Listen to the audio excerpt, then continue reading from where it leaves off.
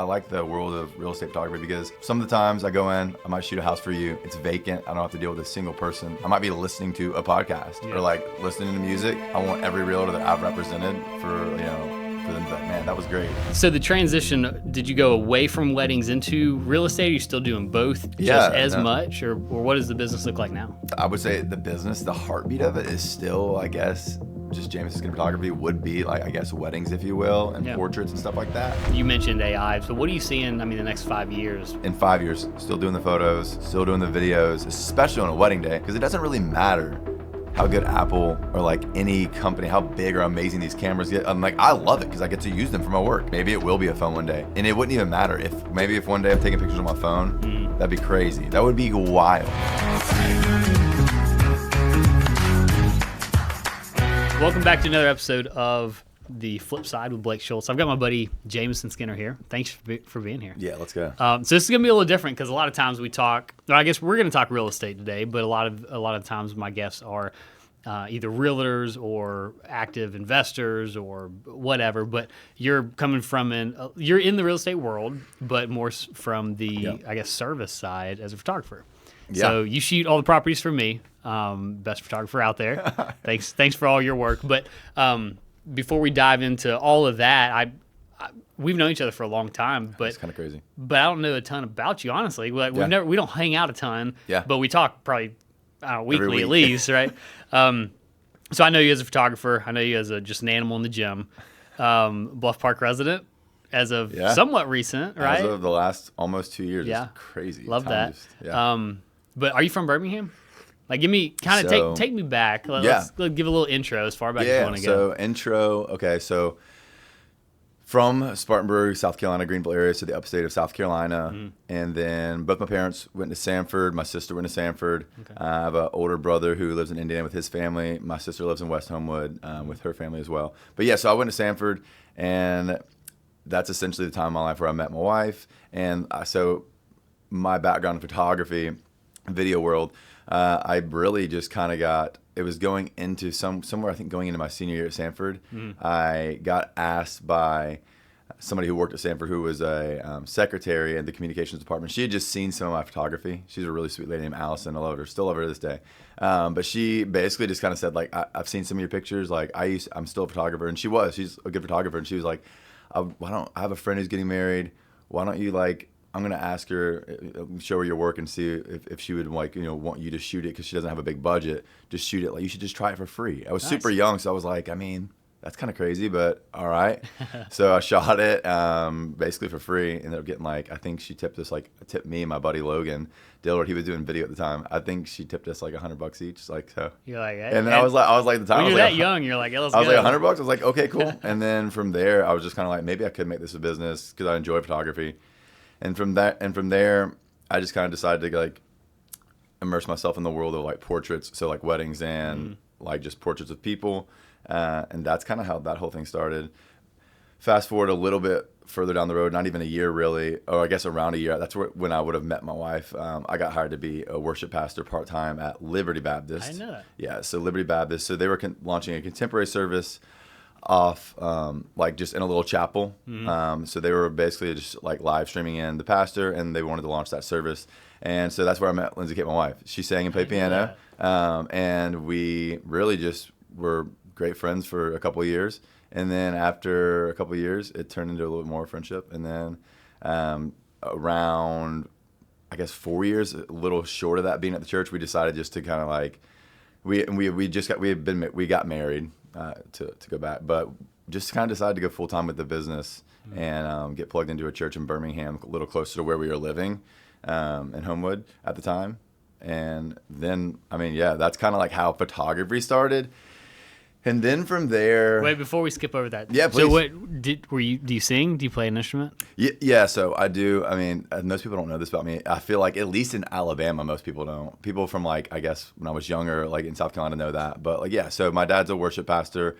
His whole life's got a great voice. So is my mom. Musical family. Yeah. I guess if you will. And so that's what I originally did go to Stanford for, was vocal performance. And really? I did. I had no idea. Yeah, I did for a year. I did really enjoy it. I got to actually take voice. This is funny. Underneath my dad's voice professor when he was at Sanford. So I was the wow. first ever like grand student, if you will, from Dr. Bill Bugg at Sanford. And after a year being there, I mean, just like straight up honest, I was just like, man, I really don't like singing in foreign languages. Like it was just really not fun for me. I don't know. It's really classical side of music. I was like, I don't really see myself doing this full time in my future. I don't see myself like worship and leading music and stuff like that. Absolutely, it's still like a huge heartbeat of me, who I am, my wife, my family.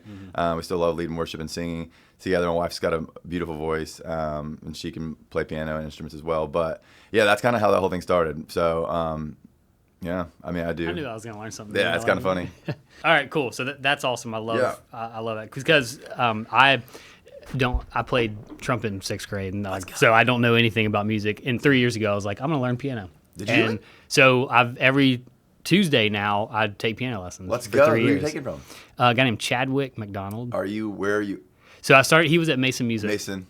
And then he went, I guess, independent or whatever, just by himself. Yeah. And so Mason was like, "Hey, you've got a new teacher," and he was great, but I was like, You were vibing with the other guy? well, yes, and I need the accountability. And it's like, if I didn't have a lesson, if I'm not paying the money, I'm just not going to play. For sure. And so then I was like, I'm just going to double down. And so I was like, Chadwick, let's keep going on Thursdays, get this new guy on Tuesdays. And I'm just like, let's go all in. And then the new guy, he was great, again, incredible teacher. His instrument was guitar, and I was very spoiled by Chadwick, who was like, he's ridiculous. Whoever listens to this, I'll brag on him all day. Because he has one thing I learned about perfect pitch. I had no idea that was a thing. But I have a crazy story about that. Let's go back to that. I'm not kidding. Okay. Somebody in my family has perfect pitch. Yeah. So I thought it was I didn't never heard of it. Isn't that cool? So It's day such an one, incredible he thing. was like, I didn't know what it was. He was like, I see every note has a color. So I know if I hear it, I know exactly what it is. And I was like, you're making this up. This is day one. And I'm like, I don't know nothing about music. And so he's like, all right, well, try me. Turned around, closed his eye. He's like, hit any key. And I don't even know what the keys are. Yeah. And so I'm like hitting like a B flat. He goes, yeah, it's a B flat. And I was like, what? Like, say, where's the mirror? I'm looking for a mirror. I was like, you saw it. Anyways, so I'm spoiled by him because It's amazing. like I'll just, hey, have you ever heard the song and play it? He'll never heard it. He just like, he can play it and figure it out. So I was spoiled by that. So talented. And then I went to the other guy who, again, incredible teacher, but just he wasn't that. Yeah. So I ended up just leaving Mason and going with Chadwick. And so anyways, I'm still playing. That's super cool. Yeah. Dude, I love that. Yeah, So still 3 years in, I still can't play, but let's go. I'm Yeah, learning. I'm sure you can. Yeah, That's awesome. I'm learning, so. Bro, let's go. Yeah. That's what I mean. I think what's so fun about, I think a lot of people, this is just my opinion, this is not a fact, but I mean, I think a lot of people would take up music more. And I think it's happening with this exposure to the internet, but I think people would take up music, things like guitar, piano, even voice. I mean, there's more work with that because then you're literally having to change the anatomy of your body. But like, because I mean, it's a muscle, your vocal cords. Yeah. But like, no, when it comes to piano, guitar, it's like you can get to a really basic level, really simple. I am by no means, when it comes to like playing guitar or piano, especially piano, I am by no means even close to an expert. But like, I can do it. I've been playing since I was like in 8th grade. I should be a lot better. Yeah. I could be a lot better if I invested like way more time into it. But like, I kind of got to a place at least. I mean, I wish I was better, but I'm in a place where I feel like totally adequate, just normal guitar player, and it brings a lot of joy to me when I'm playing music, and like I can play simple songs. You don't have to get to a place where you're like feel like you're, just some, I don't know, incredible musician, because music's extremely deep. I mean, as you know, most people do. I did want to talk about one more thing though. That perfect pitch thing is crazy. Yeah. So my brother, so if I'm 34, Jared's 39. He has let's see here. He has a big family, 4 boys and a little girl, Elizabeth, and they have another little girl on the way right now. Wow. So Lindsay Kate's pregnant, and so is Jared's wife, Annalise. So it's pretty fun. Yeah. Because we're just, Lindsay Kate and I are just to give you a little more background on us, Lindsay Kate and I, we have like, I'm going to say the number wrong, but I think it's 16 nieces and nephews between us, and we just kind of always been we're in the back end. Like, so everybody's already way ahead of us with kids. Yeah. So we're at the very end, like we're finishing up, I guess, if you will, everything with our family, the pieces. But all that to say, Jared's youngest, Drew, I think Drew is like 12. But anyways, dude, crazy enough, like he wasn't really taking piano or singing or anything like that until a few years back, literally like just a few. Probably started taking right around when you did. How many years did you say you're at? 3? Like 3, yeah. That's right around where Drew's at. Yeah. And brother, like my dad because what happened was my dad's got a great ear. And my dad just kind of like figured out. I kind of realized it when he was just. My dad spent a lot of time with him. Like I think Drew was at their house maybe, or either my parents were at their house. My dad realized basically that Drew had perfect pitch as a child. That's insane. Which is, I mean, you can grow you can grow like your craft, which a lot of people don't know this. I mean, it depends. If you have a great ear, like a really, really fantastic, just God-given good ear, you can. I mean, a lot of people can like kind of get relative pitch. Yeah. And what's the guy's name who's giving you guitar? Chadwick. Chadwick probably has perfect pitch. I have no idea. But like and it sounds like he's just like extremely gifted, especially just by playing by ear. It's just like that's kind of those things that like I think is just like God-given. Yeah. You kind of have it or you don't. Like I don't have the ability just to like, I mean, I can hear and mess around and figure it out eventually. Yeah. But to be able just to hear something and play it back, Yeah. I mean, it's just a God-given gift. Yeah. But Drew, so all that to say, my dad just kind of realized like he has perfect pitch. So like any note, anytime. He can tell you in between like a B flat and a B. He'd be like, it's not even a B flat. You're close to the B flat, but you're slightly flat of the B flat. It's nuts. And he's become like a full blown he's on the piano. I don't really know why, but he just has a God-given ability to just learn the instrument at an incredibly high level. Like my Uncle Jerry, I know this is kind of boring, but Uncle Jerry's an incredible musician, like amazing pianist and organist. And my dad was telling me, this was like multiple times over my life, my dad said Uncle Jerry is the best pianist and organist I know. Which that means he's really good. I mean, he's been making a living doing it his whole life. He's so talented. And my Uncle Jerry like heard, I think what Drew played at his recital for his like second year recital, it was one of his recitals recently. And my Uncle Jerry said that he's like, yeah, Steve, my dad's name's Steve. He's like, Steve, I played that at my senior recital when I was like a senior in high school. and I could be misspeaking. It could be when he was in college. Yeah, like years later. It's that high level. Like, and Drew can just play it. Jeez. So that kid's gonna be like savant. Yeah, I think the sky's exactly savant. The sky's the limit. I think it just depends on what he wants. If he wants to pursue music, I mean, he has so many options. It's pretty cool to watch. Oh, that's so cool. Isn't that wild? Yes. Like, yeah. Honestly, like it makes me jealous. I'll be at the house, like when he and I would just a few times over, Drew's life. We've been playing music since we realized he had perfect pitch. And I'll be playing something, and I'll just be like, Drew, what do you think about this? Or I'll ask him, and every now and then he'll be like, yeah, but you're not playing that right. Like that's not the right chord. I'm just like, buddy, don't do that to me. Show me how to do it. Yeah, like a 12-year-old, 11-year-old, probably 10-year-old at the time. I was like humbling me, telling me like that's not exactly right what you're doing there. I'm like, thanks, Drew. You're a little flat. Golly. Man, that's awesome. That it's it's easy for me to say like, hey, I wish my parents would have like put me in. And they definitely tried. Like I was the problem. Like I had zero interest in it and just wanted to get out and run around and play in the woods or whatever. So, but now looking back, I'm like, same too. To be honest with you. Yeah. Keep going. Sorry. Yeah. I mean, just looking back, it's like, God, I wish I had interest in it and stuck to it because now, like being able to play an instrument is like so cool now in my mind. But then it was like, I'm not a band kid. Like I'm not gonna do that. Even though I was for a couple of years, but I was also doing sports and whatever. And it just, I don't know. I wish my interest was there stronger then. For sure. To be able to play better now. But anyways, well, cool. Music. I didn't know that. I had no idea that was a piece of your life, a huge piece of your life. So it's exciting. Well, sweet. We'll switch over to some business stuff. So actually finish out your story. So photography took you. Oh yeah, I didn't really finish that out. So kind of made after we got to a point of Lindsay and I just kind of going full time with the business with photography, videography. At that point, it really was just photography. Was she shooting with you? She was shooting with me. So when I met Lindsay Kate, she was already into photography with one of her friends, if you will, and another photographer named Jessica, and she was kind of learning from her at the time. And then I basically just kind of asked Lindsay Kate, like, hey, would you want to start shooting with me? Because she already had, some of the skills. She has a great eye for photography. And then so she just started shooting with me and essentially just kind of grew the business even more together. And it would not be where it's at without her. Like, no chance, no hope. It'd be gone for sure. But funny enough, Ross Blazing. So I met Ross. Actually, the nice thing about these podcasts is we can just cut. Hold on, let me think. When did I meet Ross? So let me just start here. Well, so I met Ross Blazing, who, good buddy of yours. That's how he introduced us, right? Is that how? Yeah. So I know that's how we met. Yeah. But so I met Ross, and basically Ross just kind of like he got us in our first house and just kind of asked me like, hey, have you ever done photographs for houses? And I mean, that was like, I don't even know. That was like 8 years ago. And I was like, I mean, I was like, I don't know why I wouldn't be able to do that. Let me give it a try.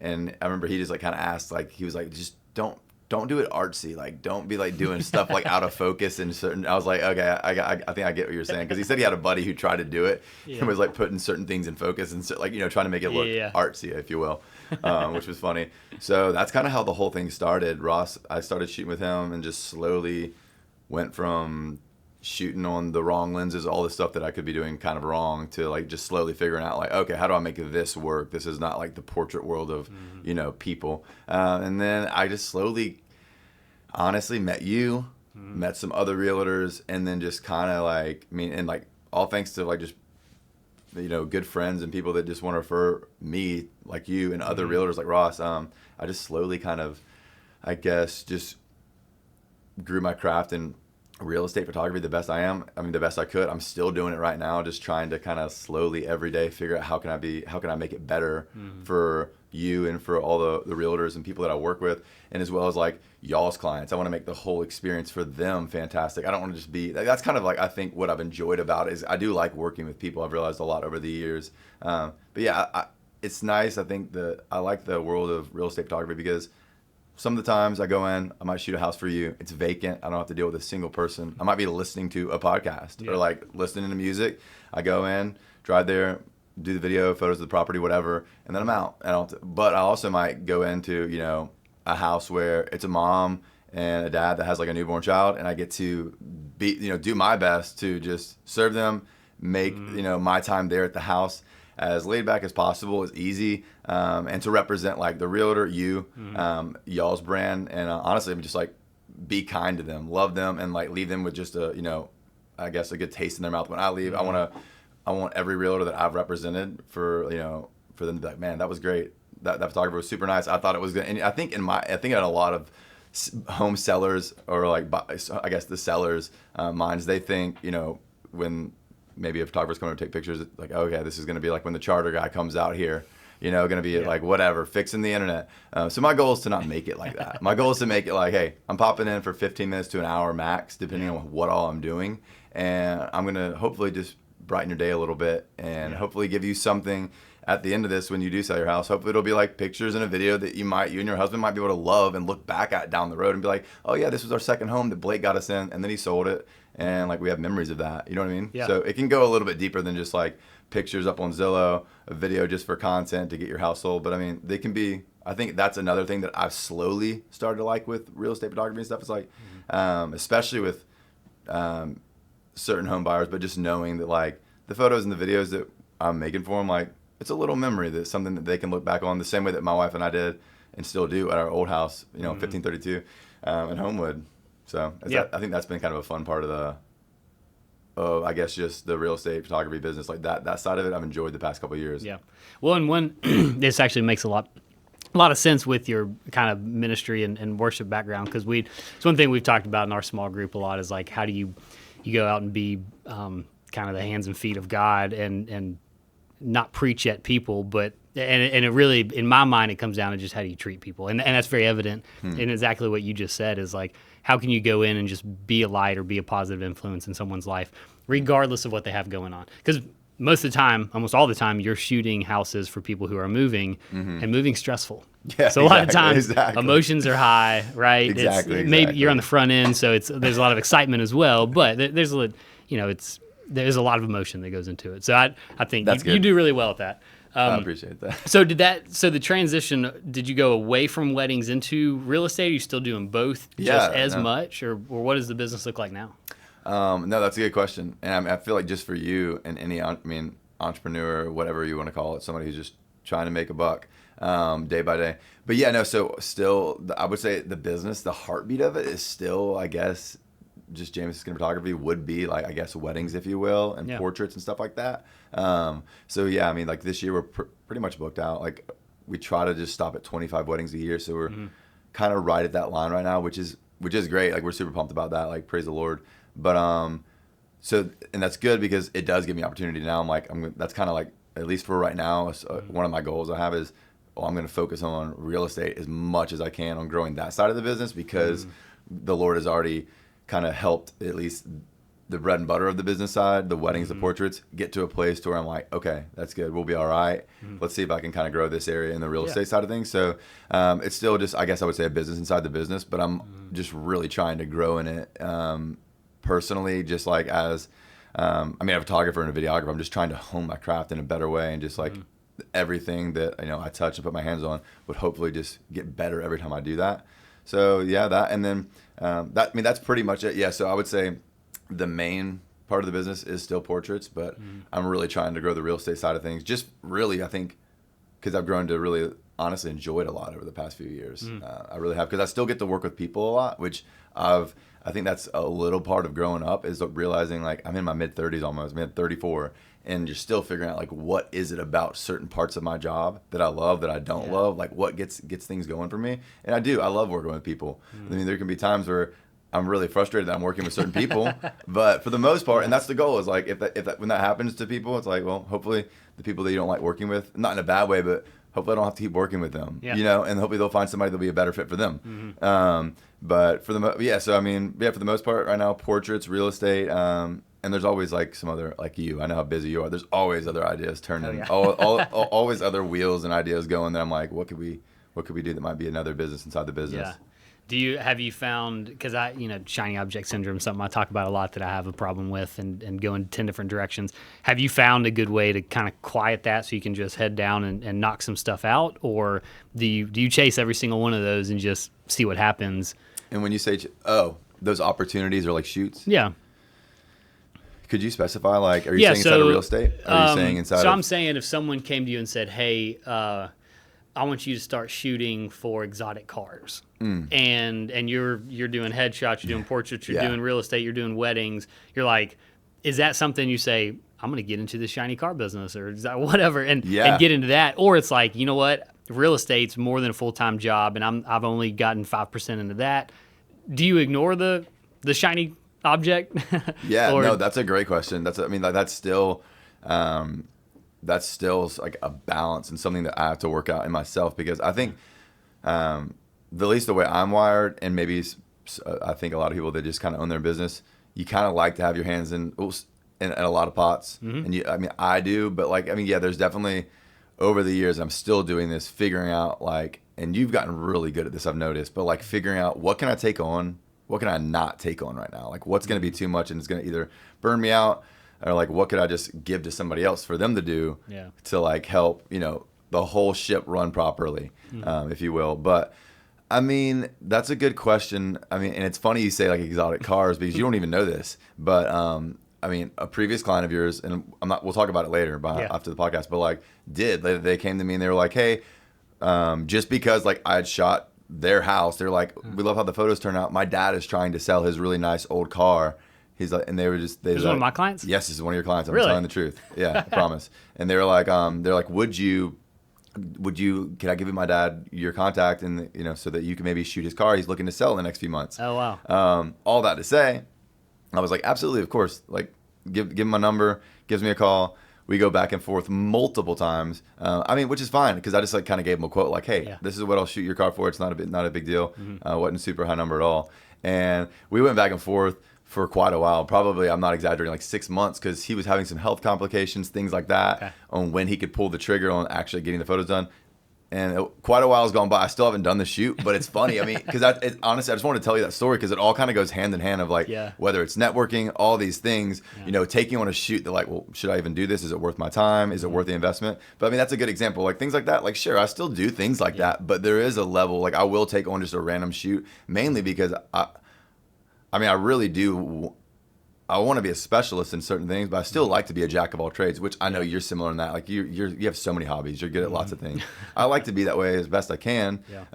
So if it comes down to like shooting some cars for somebody or something, you name it, there's a good chance I've tried to shoot it, photos or video at least, and maybe I succeeded or maybe I didn't. I don't know. So I still do kind of like, I'm always up for new projects, anything. Like a good example is like inside of our portrait world, like Lindsay Kate's great when it comes to like families, babies, those kinds of portraits. I still am normally there for almost all the shoots, but like there is times where I'm just like, maybe you should just do this one. Because like Lindsay Kate's really good at that. She's gifted in that area better than me. I think she has better patience than me, especially when it comes to maybe children. Yeah.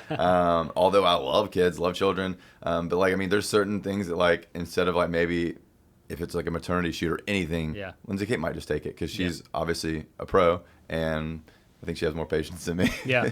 So what does the actual nuts and bolts of the business look like as far as like who's shooting, who's editing, who's doing what? Yeah. If you want to get into that. Yeah, sure. And this is kind of a leading question because, you know, I love outsourcing or kind of putting systems behind the business. And so anytime now I've learned when I chase shiny objects, it's okay, I'll chase that if I can build it out with the kind of built to sell model from that book. So long question, but no. And then if I don't finish your question, if I need to go back to it, let me know if I kind of didn't hit on it.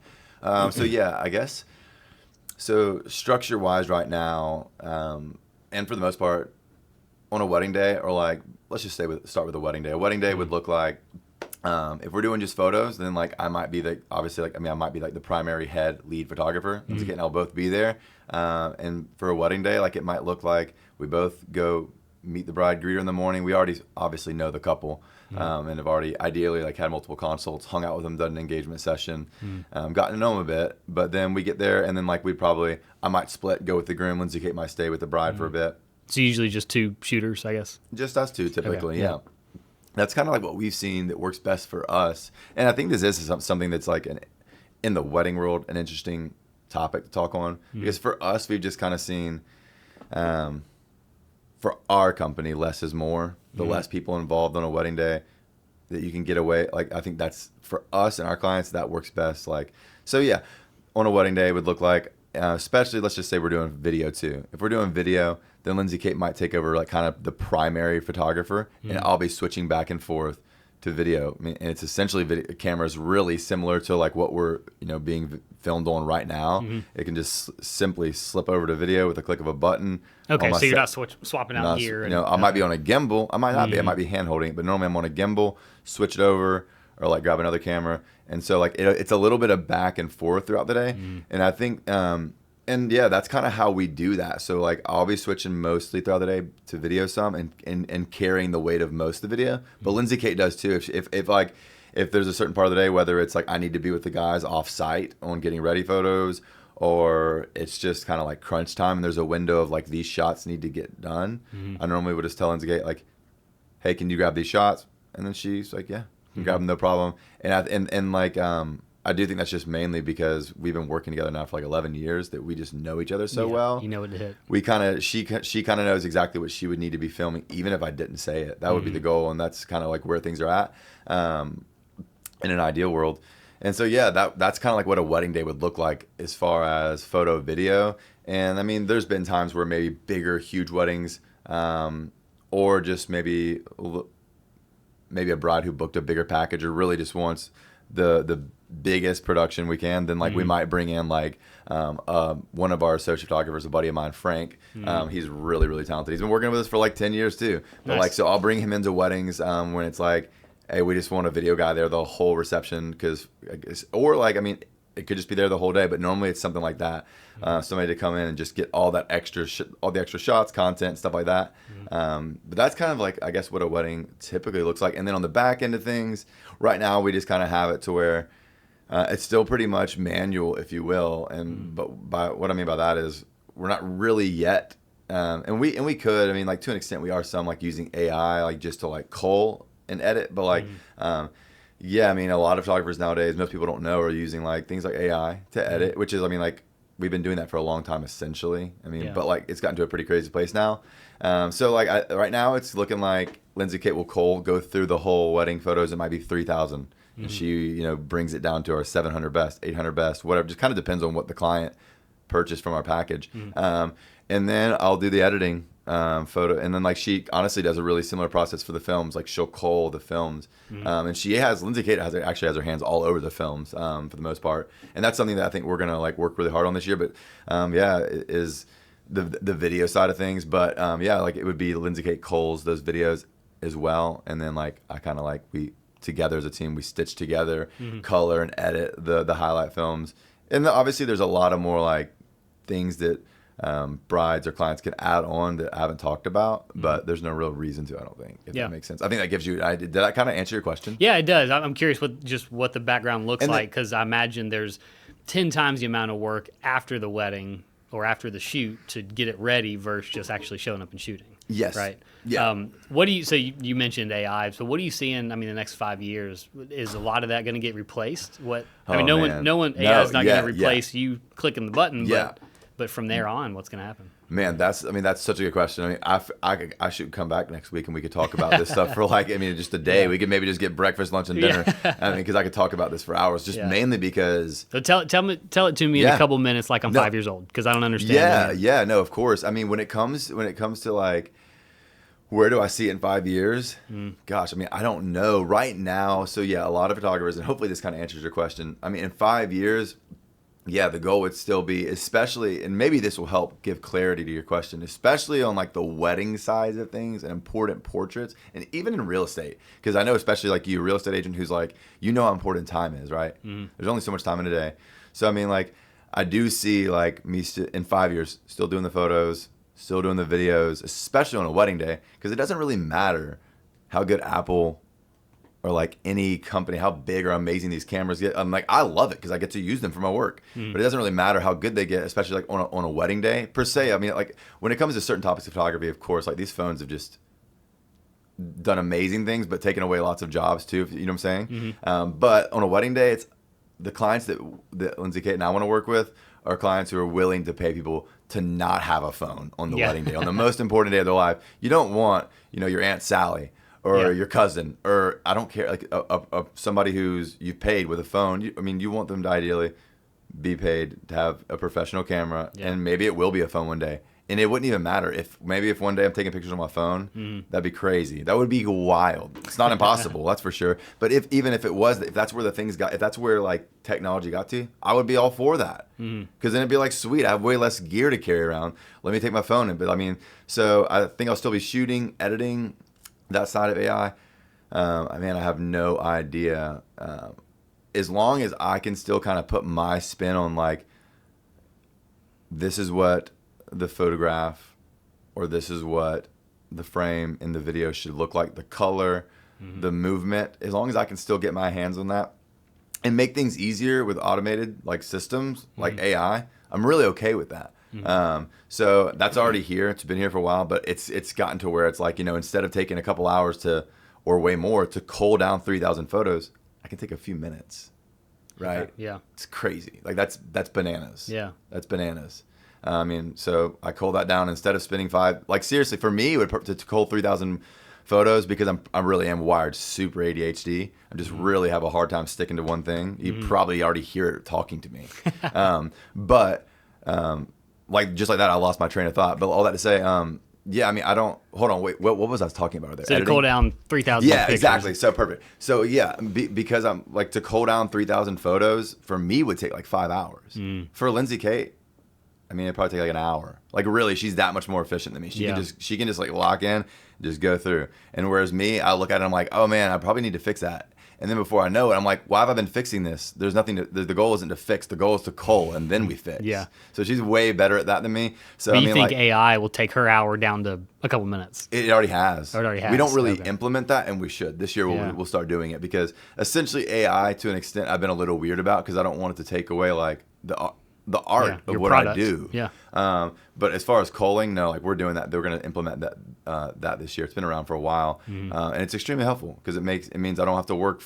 If I'm working 40 hours in the week and 10 of them are to cull 2 weddings, I now have to not do that. And in those 10 hours of work, it might turn into an hour of just putting the photos in, letting them cull, and then from there, I would make my presets, like essentially color the way I want it to, and then let the computer know like, hey, this is what I want this wedding to look like.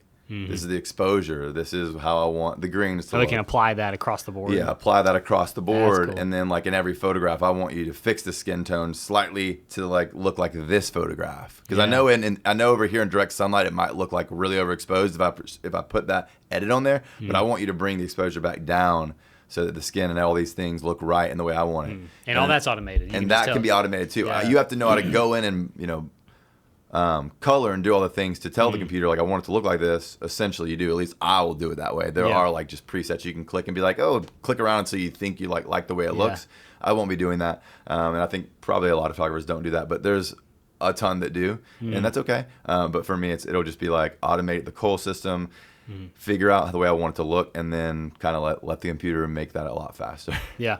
I know of at least one because a friend of mine started it, but culling services, because it sounds like that is just for lack of a better term, just a low dollar per hour use of your time, right? Because it doesn't take creativity. That's not like your brand. It's just like, hey, this just got to get done. Exactly. At what point is it worth paying an outside service to do that, so you can go, let's say that's a $20 an hour task, you can go and, calling event planners and booking new weddings a $50,000 task for you, or whatever the number is. So obviously that's worth a lot more of your time. So at what point is it worth, like, all right, let me find someone to do this portion and this portion, where you just say, hey, I'm great at shooting, that's my expertise, and I'm great at maybe that like edit, and you got to keep that, but everything else, have you looked at that?